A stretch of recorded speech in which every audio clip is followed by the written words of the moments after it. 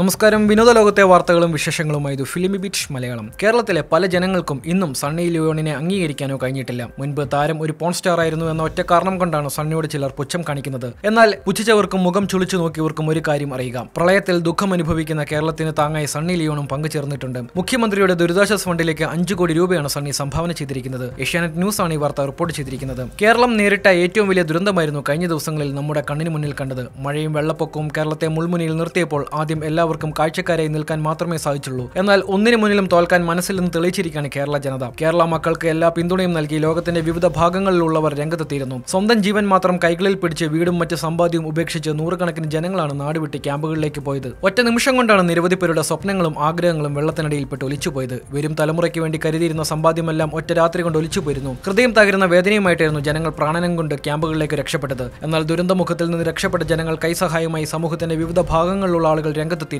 സാധാരണക്കാർ മുതൽ കലാ സാംസ്കാരിക സാമൂഹിക സിനിമാ മേഖലയിൽ തന്നെയുള്ളവർ രംഗത്തെത്തിയിരുന്നു. 5 കോടി രൂപയാണ് സണ്ണി ലിയോൺ മുഖ്യമന്ത്രിയുടെ ദുരിതാശ്വാസ നിധിയിലേക്ക് സംഭാവന ചെയ്തിരിക്കുന്നത്. ഏഷ്യാനെറ്റ് ന്യൂസ് പുറത്തുവിട്ട കണക്ക് പ്രകാരം ഇപ്പോൾ ഏറ്റവും കൂടുതൽ തുക തന്ന് കേരളത്തെ സഹായിച്ചിരിക്കുന്ന സണ്ണി ലിയോണാണ്. ഇതിന് തൊട്ടു പിന്നാലെ പ്രഭാസ് ആണ്. 1 കോടി രൂപയാണ് പ്രഭാസ് കേരളത്തിന് വേണ്ടി തന്നിരിക്കുന്നത്. തെലുങ്ക് നടൻ റാം ചരൺ തേജയും ഭാര്യയും ചേർന്ന് 1.80 കോടി രൂപയും 10 ടൺ അരിയും കേരളത്തിന് സംഭാവനയായി നൽകിയിരുന്നു. ഭാഷാഭേദമില്ലാതെ നല്ല സിനിമകളെ പ്രോത്സാഹിപ്പിക്കുന്ന ജനങ്ങളാണ് മലയാളികൾ. മലയാളമെന്നോ തമിഴെന്നോ സിനിമയിൽ അങ്ങനെയുള്ള ഭാഷാ വേർതിരിവൊന്നും ഇവിടെയുള്ള മനുഷ്യർക്കില്ല.